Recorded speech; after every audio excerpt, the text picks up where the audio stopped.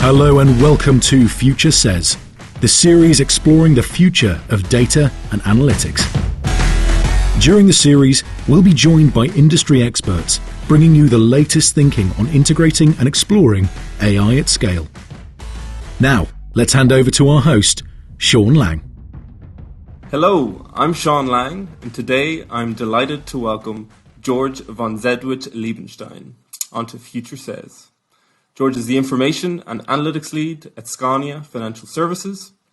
Previously, he was a Senior Data Scientist at Scania's Connected Services and Solutions Department, and he's worked extensively with analytics and BI projects, both from the research as well as the business perspective. I've spoke to George quite a bit in advance, and I know he's a very passionate advocate for changing mindsets when it comes to data. So I'm thrilled to have him on the show. Thanks for joining, George. Thanks, Sean. It's very, very nice to be here, and thanks for a very warm welcome. Tell us, how are you keeping, George? What have you been up to recently? Yeah, I'm doing well. There's been an intense year and a half now. Ever since the COVID hit us, it's been a lot of work for my part, both in terms of my old position within the Connected Services Department, building data solution based on data from connected vehicles to serve decision making at Scania, and understanding the COVID situation from a vehicle and customer perspective, and then all the way into my new role here, transforming our financial services department in terms of data and the use of data for different applications. Yeah, I'm really interested in that sort of merge of data use cases between the financial services arm, between the sort of connected vehicles arm. But I did want to, the first question I wanted to ask, when people think about Scania, they think about these amazing vehicles. Everybody is talking about the future of mobility, autonomous vehicles, connected vehicles. What are Scania's ambitions within this space? Yeah, so I would say that our ambitions are quite large, and our purpose at Scania is to drive the shift towards a sustainable transport system. And that's really what everything is about. And that's what's driving this implementation of new technologies, like what you just said, right? Connected, autonomous. And in order for us to really establish and be the leader in terms of this sustainable transport solutions, then we need to go to a more optimized transport system. And then electrified is, of course, an important part of that. Amazing. And what are the current achievements, I guess, within this connectedness? Yeah, so in terms of connected vehicles, Scania has been working with this for quite some years, actually. So this is nothing new. And it started, as many of these technological things do, right? In the early days with simple business use cases in order to send information from the headquarters or the customer's headquarters into the vehicles, into the drivers. That's where it all started.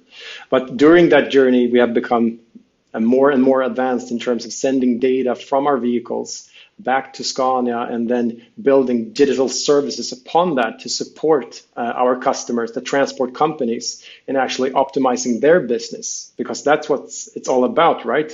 If we can make our customers really successful and profitable, then also Scania becomes profitable in doing that, of course. So in terms of connectivity, we offer a number of different services that benefits from this and uses all the data that comes from connected vehicles, and give that back basically to our customers in terms of information and insights. So our customers could, for example, follow up where their vehicles are in the world, where they're driving. They can get support in terms of working with their drivers to help them and support them in becoming more fuel efficient in their driving styles.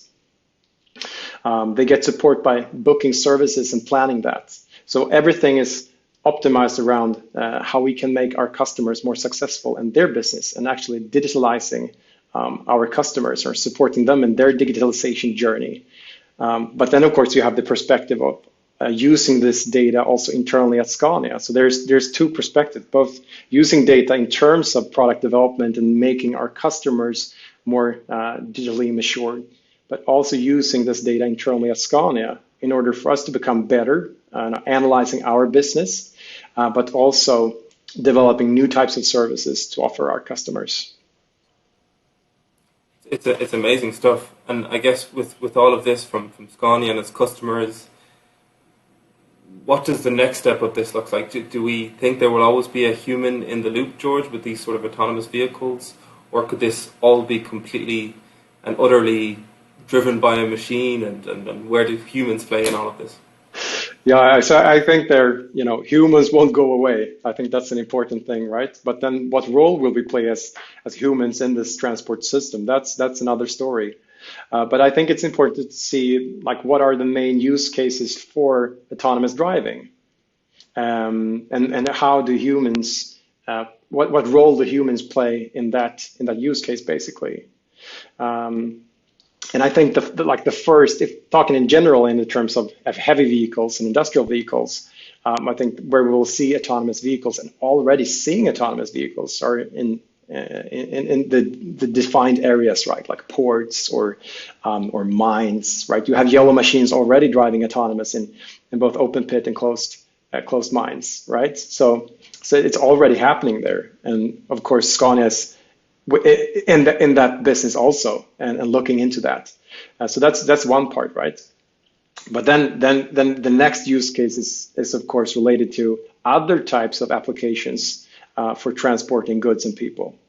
And then you have hub-to-hub transportation, for example, which could be one use case. Or then you have other more city-close applications in terms of transports. And in terms of autonomous driving, I think looking at how autonomous driving is developing, look at the car business, right? There are a few different applications, but what is coming first? Okay, these autopilot functions for highway driving, right? So if you would imagine extrapolating that onto the truck business, I think you could imagine a little bit where things are going, right? But then you also have these more robo-taxi applications, right, which are insanely complex, of course, and these really big tech companies have been working on that problem for decades, right? But it's not really here yet, so it's difficult, of course. But I think that we will see in the coming years. Of course, I think the defined areas, mines, ports, I think that's where we will see this first, but then it will move on according to that direction that's already happening at the moment. And so, George, is there any, things that you've learned within the connected services arm that you've brought towards Scania Financial Services now? Of course, I think I learn stuff all the time, but from the specifics of the connected services department, I think from there I have a mindset with me, right? Within the connected services department, we have come quite far in terms of how we organize and how we develop not only data solutions but software and digital services as a whole. And that's something that I'll definitely bring with me in terms of how I think and how I think we should organize and how we should manage development and products within financial services also, definitely. And I think that's a mindset that's really affecting the entire industry, right? Everyone is becoming more agile, doing business development in a more lean, agile way, right? Testing our hypotheses, not just deciding what's probably is a good idea and then building that for 2 years and hoping that will work, right? We're all moving to that more agile, hypothesis-driven ways of working, both in terms of business development, but also in terms of software and data. So that's definitely something that has colored me a lot and affected me in terms of how I work and how I think. So that's definitely something I'll bring with me in terms of my new role at financial services. Yeah, and one thing I find some people get very bogged down within industry-specific challenges, and they say, "Oh, what happens in retail, that makes no difference to me in a bank, or that makes no difference to me in a manufacturing company." Was I'm of the opinion that to some extent data is just data, and there's a lot of common data challenges. So do you agree? Do you have similar challenges within financial services as you did in connected services? Yeah, I guess so. I think data is, in one way, very domain specific in terms of what questions the insights or data should answer, right?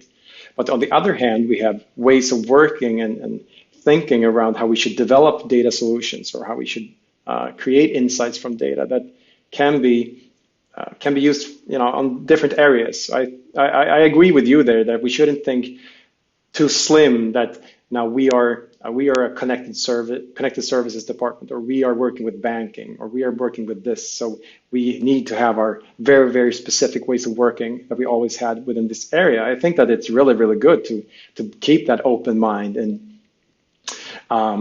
bring the experiences from other areas as well, and other industries even. I think that's really important. Okay, let's look at what's happening within retail, or what's happening at other tech companies, and take the learnings from those industries and see how can they be applied within our industry and within our company. And so tell us then a bit more about your ambitions within the financial services arm. What does the data roadmap look like? What stage of maturity are you at today? Yeah, so I think the most important task that we have in terms of data is really to establish a very, very solid foundation in terms of data infrastructure, but also for enabling data sharing. I think that's utterly important. And that's one of the most important things that we are working on right now, to ensure that we can share data effortlessly, and not only between head office functions, but also globally. Scania is a really, really big company, and it's not only, it's a common misconception, right? That Scania is one company, but it's not really. It's a group based on maybe 500 companies in way different markets and countries all over the world, and that comes with its specific set of challenges and opportunities, of course. But also challenges, because we sit in different parts of the world. We have different cultures. We work differently. We maybe steer our business in different ways on different matrices. So of course it's a very diverse organization, we could say. But then it becomes very, very important then to set a very solid foundation in terms of how we can consume data, but also how we work with data and establish these both the data-driven ways of working in terms of how our business colleagues work. I think that's really, really important. But then also how we work to develop data products, but also insights and analytics as a whole, basically. So it's really tightly connected.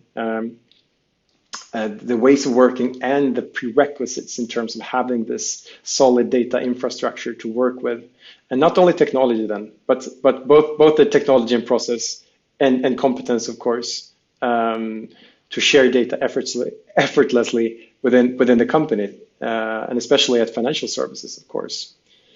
And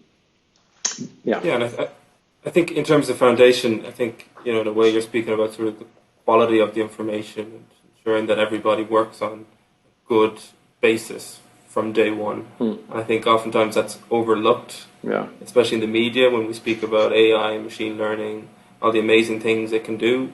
Realistically, it can't do any of them without, as you say, sort of a good data foundation. As you said, it's as much about technology as it is about processes. So how do you shift that mindset to say, let's really focus now on this strong foundation? What are the steps in that process?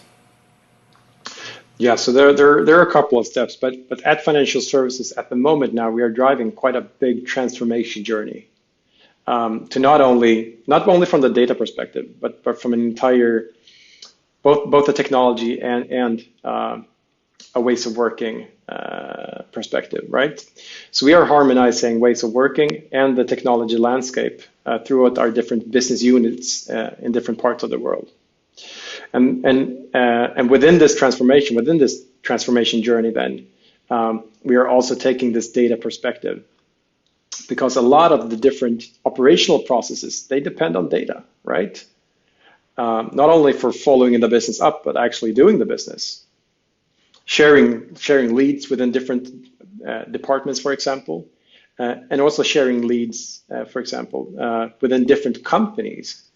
Because as I said, Scania is a group with a lot of different companies. So you have a finance company in one country, for example, and then you have a distributor or a business unit from the vehicle sales perspective. Also, okay, they need to share data as well. So it's not only within one company, it's within several companies, and then also with the headquarter functions centrally at Scania also, to get this really efficient system working together.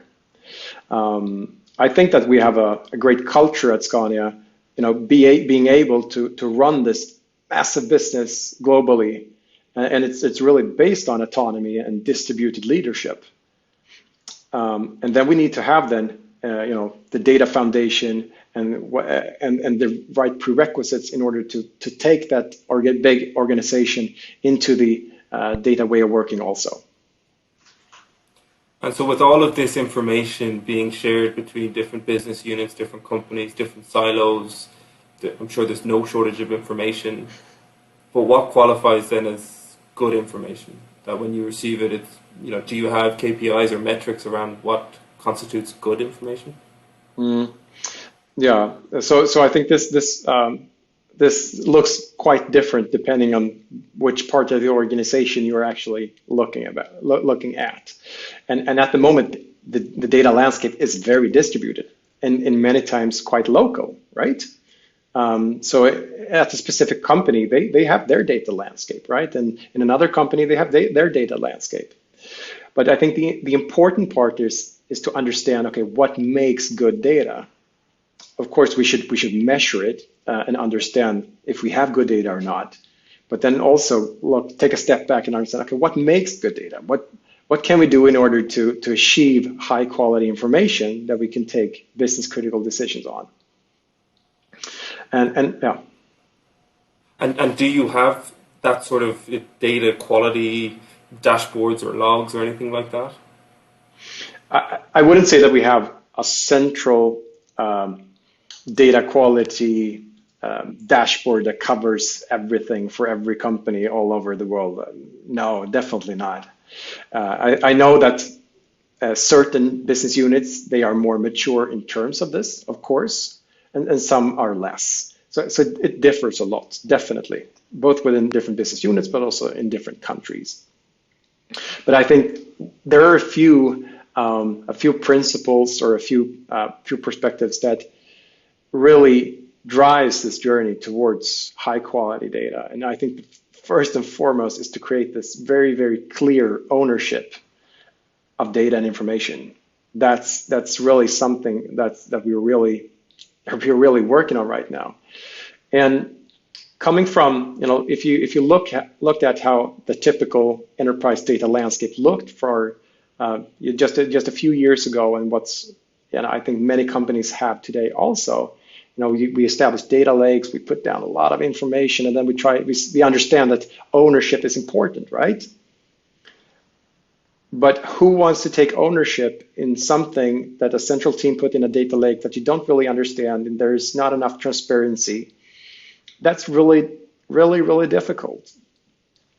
So we have really adhered to this data product way of thinking, right? So in order for someone to take this responsibility, this ownership of data, they must have like the end-to-end responsibility and ownership as well. You can't just outsource that to another part. You can't just dump your source system in a central team's data lake and think you're finished. That's not how an efficient data landscape looks, right? And I think that many many organizations and companies have experienced this golden thought of this enterprise-wide data lake where all the company's data is available. But then, a few years down the line, realize that we have some friction here. This isn't really working as good as we thought it would, for many reasons, of course. But I think this ownership perspective is one of the most important ones. Who does that responsibility fall to then, that ownership? Exactly, and that's why we need to shift towards this data product way of thinking, right? Where you don't just dump your data somewhere. You make your data available, right? It's not someone else's responsibility; it's yours. So we need to have data teams around the company that creates data products, that makes them available to the rest of the company. And maybe at some places there will be dedicated data teams because the data part of their organization is so important. In other places of the organization, it might be software development teams that are working with this data, but they also need to make it available as a data product to the rest of the organization. And then we need to have tools and other prerequisites in order to do this in a good way, of course.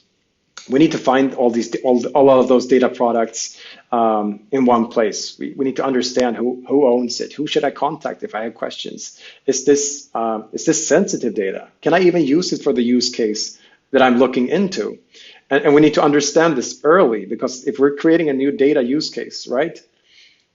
If we very early on in the process understand that this is personal data we're after, maybe we can't use it in the way we thought we could in the beginning. Then we can steer that use case in another direction that might be more successful.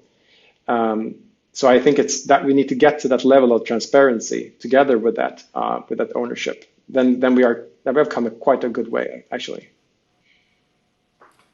And that is a great point in terms of the transparency of the information, the lineage of the information. Where exactly did it come from? Have you seen any horror stories, George, where people don't have this transparency of the information and there isn't any updated information? They're working on poor quality data. I think these horror stories exist in every organization, right? No one can be perfect ever, right? So of course there are examples within Scania probably where this isn't working as it should, or as it could be better than it is, basically. But I think this is a journey, and we need to accept that we are in a position where we are, right?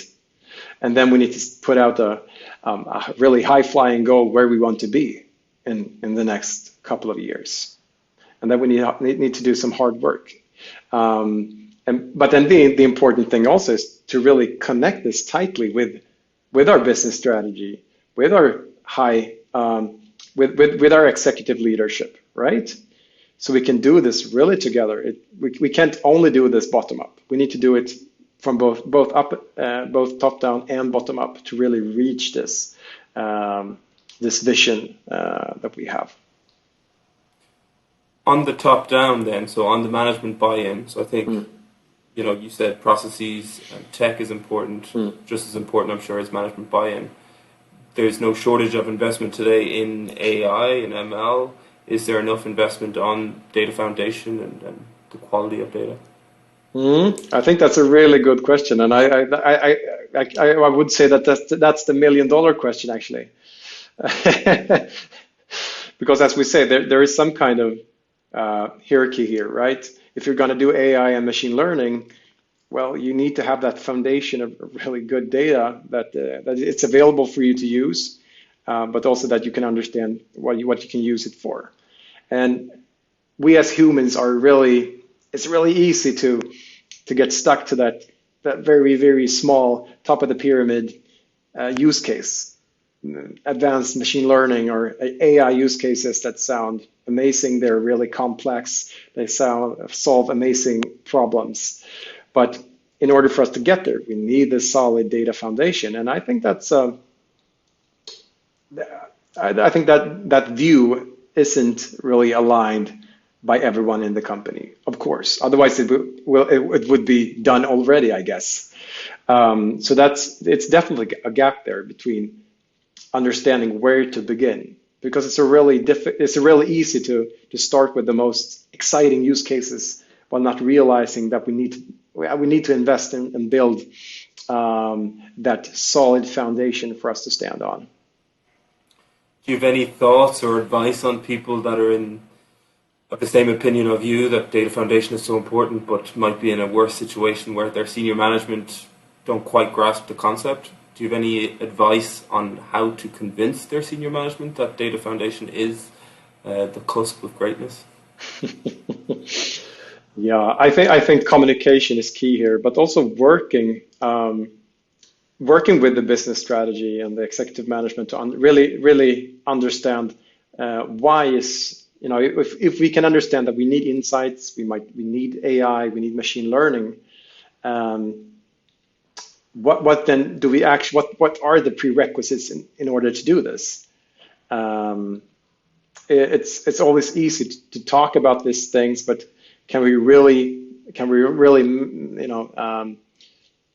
communicate it so they understand, or that it's actually matters for real, that it gets implications in how we work. But I think it's important to then make this really hands-on, right? Take one of these use cases that you have buy-in for, but then look at it from the end-to-end perspective, and also from an industrialization perspective. Okay, in order to not just make this a proof of concept, we can make everything work with enough work. We can get every AI, not every. We can make any AI case or machine learning thing work in a proof of concept stage. I'm sure, right? We can dig us where we stand and get the data we need. But in order to industrialize that in a large scale and actually get the value continuously from that use case, what is needed then, right?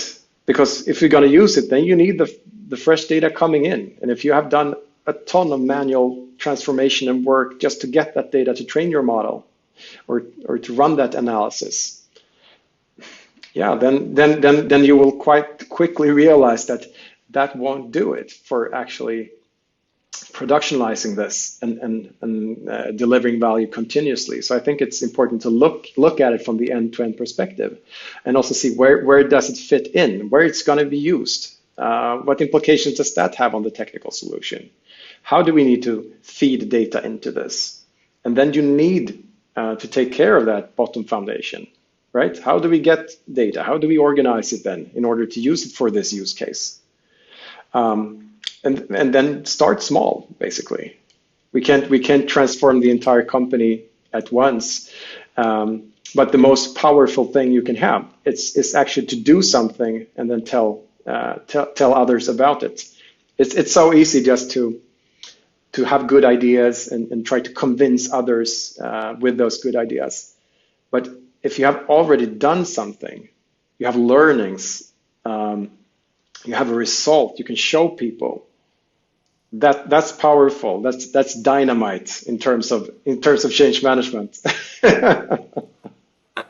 And I guess people sometimes forget what a POC is. It's a proof of concept. The concept is now proven. Now we can do, if you want, a proof of value, but as you say, start small and scale fast. And I completely agree.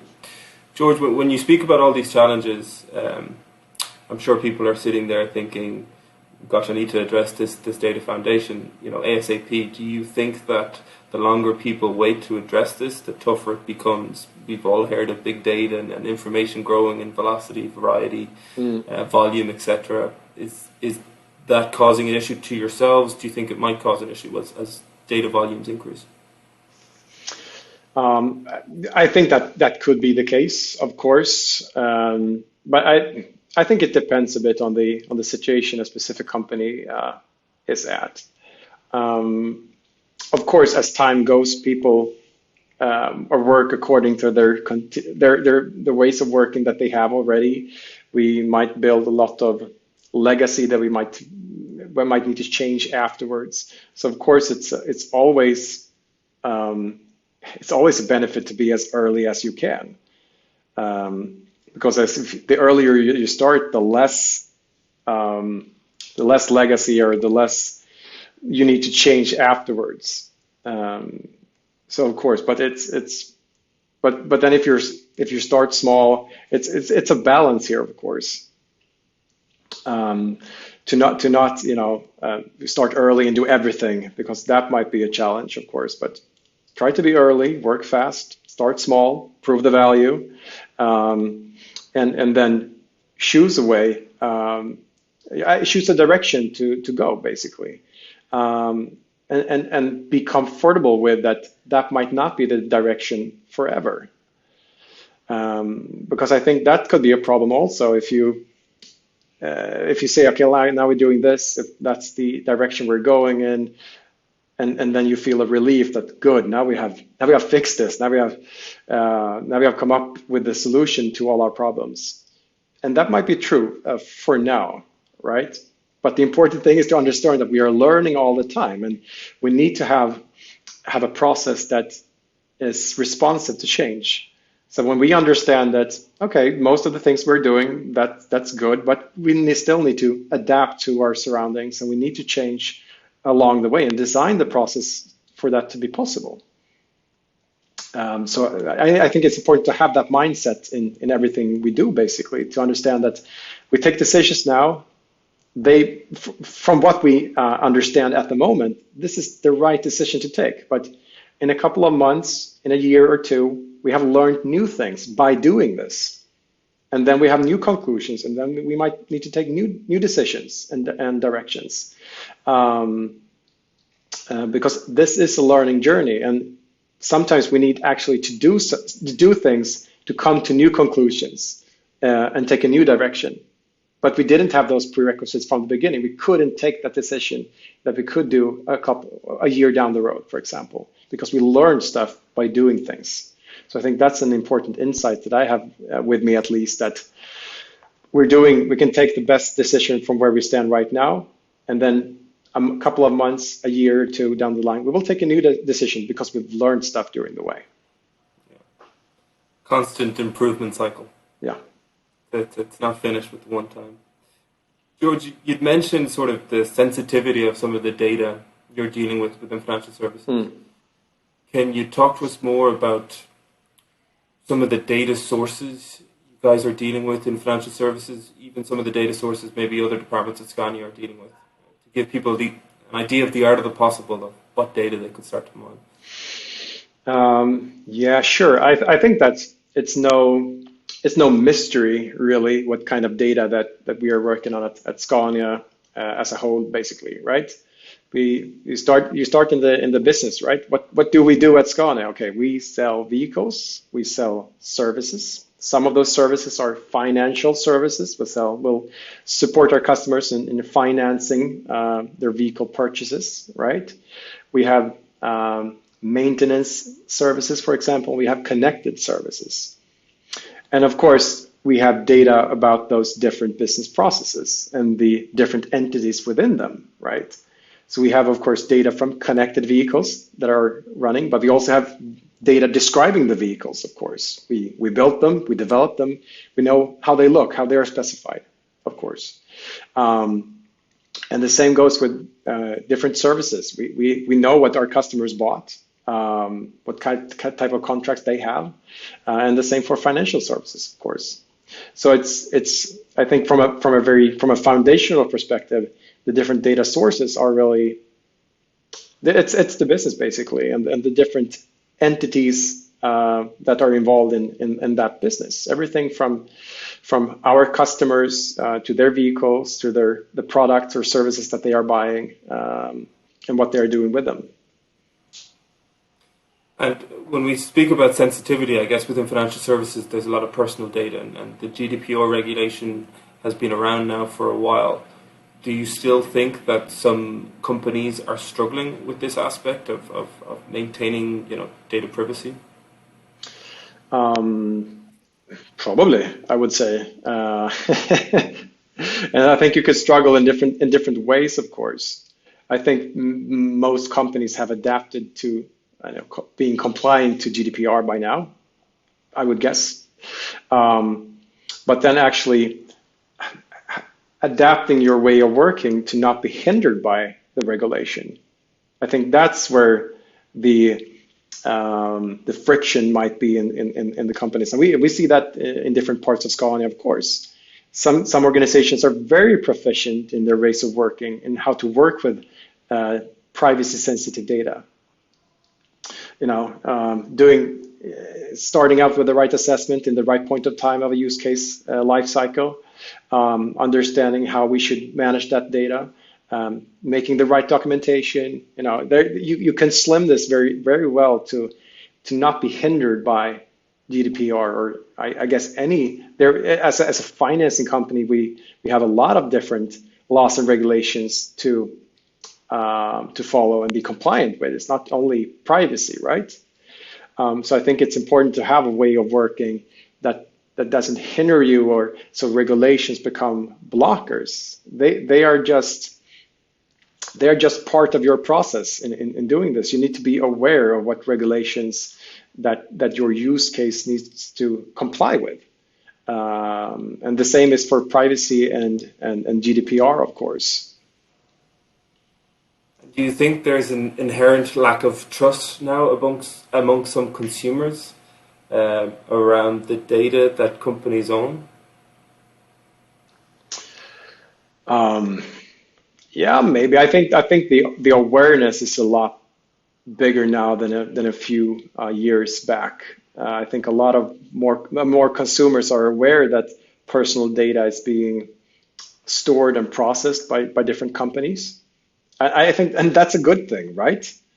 So I think GDPR and all of this awareness has driven many companies to become more transparent, to tell you as a consumer what they do with your data, and that's a good thing, of course, even if it's challenging for that company as such. And the same is for Scania, of course. It's a good thing that we need to clarify what we do with data and state our ambitions. It shouldn't be a hinder for us. It's just proper transparency towards the people that we have personal data about. For yourself then, George, where do you see the biggest trends within data today? So we spoke at length today about data foundation. What does the future look like for your own business unit as well for sort of other business units around the world? Yeah, in terms of this data foundation, I think this data product, data mesh way of working and thinking is really popping up everywhere at the moment. A lot of people talk about data mesh and the implications for their business. So I think that's quite of a clear trend that has started to bubble maybe for not so long actually, but it's really a subject of its own at the moment, I think. Could you go a little deeper into data mesh and what that means? Yes, so data mesh is really to bring this, you could say the microservices way of thinking into data. Thinking not only about data from the information perspective, but also from the technology and way of working.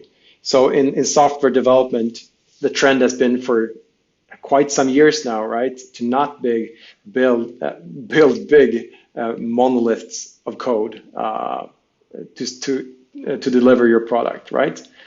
Companies are moving to the cloud and they split up their products in microservices, and they're doing this to make things easier to deploy. Microservices can be deployed independently of each other, right? So we have not as strong dependencies as different parts of a massive code base.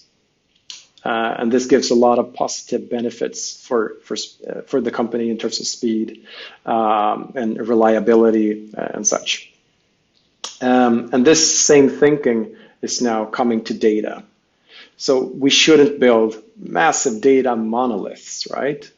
Data lakes or company-wide enterprise data warehouses where some central data warehouse team needs months to get a new column or field in to the data warehouse so you could use it in a report. So we need to think similarly to the microservices movement in software development but now for data, right? So how can we make data products that can be deployed independently of each other? With very, very concrete ownership. There's a team actually developing this, operating this, and deploying this, and has the ownership of that entire life cycle, basically. So it's in a very simplified ways, it's the microservices movement, but for data. But then, of course, there's a lot of details in this. But I think it's a counter reaction towards this big data warehouses, data lakes, where a central team builds data pipelines to serve different use cases by ingesting data from different parts of the company, where consumers of this data is lacking faith in the data and the process because it's slow. The data that comes out lacks ownership. It's maybe low quality, and the central data team, they are just overwhelmed by all of these not so happy always consumers, right? Just want to do their use cases, and then you have like the system owners on the other side of the story that doesn't really care. Okay, you can use the data, right? You're doing the job, so it's all right. And then you have to take the responsibility of it when it ends up in the data lake, right? So I think that this data mesh, data product story is like the counter reaction to this. The same way as microservices is to the maybe more old-fashioned monolithic approach to software development, where it took several teams and weeks of work to deploy the next version of your software. I've heard of titles recently like data custodians, data stewards, and you're saying data owners. Is it all about sort of retraining people already internally? Are there external people with these specific skills, would you say? How do you recommend companies go about improving themselves in this area? I think that a lot of these competencies might already be present within the company, and in many cases they might be called something else, and might have a different responsibility today that they should shift towards becoming more data product owners, for example. That taking the product ownership of the specific data product. But in some cases, of course, it could be taking someone in from the outside to drive a new domain of data products. So putting data mesh then into one box. Anything else that you're specifically passionate about in the direction of data at the moment? Yeah, from a Scania point of view, I think this using data from different parts of the organization is something that's that I'm really engaged about. We have a lot of data and we have a lot of knowledge in different peoples. We should use that. It's so easy to talk about. We talked about Scania. It's a big organization, multiple companies within different countries, and it's so easy to talk about the challenges by being such a big organization. But it's so important that we also talk about the opportunities and the benefits that we have by being a global player, by being such a big company, because there is a lot of opportunities and a lot of benefits, of course, that comes with this. And I think one important part of this is actually to benefit from this is to make data available from different parts of the organizations. As you said in the beginning there, Sean, okay, it's really interesting if we can combine data from connected vehicles into the financial services business, for example. Yes, it's really interesting, right? And I think that's that's something that we are working on, and really to make that happen and make it happen easily, that we can have common principles and standards, how we can share data, how we can how we can build different data products and make them available, and join data from different parts of the organization to really make this happen. But not only from a proof of concept stage, but to have this solid foundation, and do this so we can industrialize new concepts or use cases quickly. So that's sort of collaboration internally at Scania between different business units and departments, and I agree. I think it's amazing the cross-pollination, I guess, of different use cases. Yes. Is there any collaboration going on outside of the Scania group with different industry players, with different bodies? Is there enough collaboration within data today? And it's difficult to say if it's enough. I think that we can always collaborate more, and I think that's also a very important part in Scania's journey towards this sustainable transport system that we talked about. That in order for anyone to be proficient in this, to get there, we can't do everything ourselves, right? Scania has a very proud history of being self-proficient and developing things in-house, and that's really good. But in order to be fast, we need to do this together with partners, and that journey have of course begun. So we see more and more that we do more external collaborations than we have done in the past decade, maybe. So that's one part of that, and that also involves sharing data, but also monetizing data in a way that we haven't done before. That we see that data itself could be a business. So we have a quite new established team that actually look at data monetization, for example. So that's really interesting, and that's something that will most probably grow in the coming years now. That we see that the data that we have internally can actually bring a lot of value to different players outside of Scania, either as partners or as customers. Amazing. A world of opportunity out there, George. But we are getting to the end. So I guess any final thoughts on, what you'd like, any advice, I guess, to the audience, to the people listening? Yeah, I have a reflection that I've made, during the last years, and I think that data sharing and working with data, it's difficult, right? Otherwise, this wouldn't be a thing. Why are we talking about data sharing and this data foundations and everything? Yeah, it's because it's difficult, right? It's really challenging, and in my mind, it's challenging because it's not only involving technology. Technologies can be challenging, but I think in many cases, technology is the easy part. I'm an engineer myself, so I know that everyone maybe won't agree with this, but it's a reflection I've made, right? So technology it's often, not always, easy, right? Even if it takes a lot of work to get there. But data and data sharing, becoming data driven, is not only technology. It's also processes and people, and this is why it's difficult, and why we need to work with this so much. So, and I certainly think, I certainly think everything's going in the right direction. I saw an analyst prediction recently that by 2023, so 2 years' time, 50% of the global 2,000 biggest companies in the world will name a chief trust officer. So a completely new branch of the C-suite now, all about trusting your information, quality of the information, the data foundation, as you say. Yeah. So things are changing, and it's pretty exciting, George.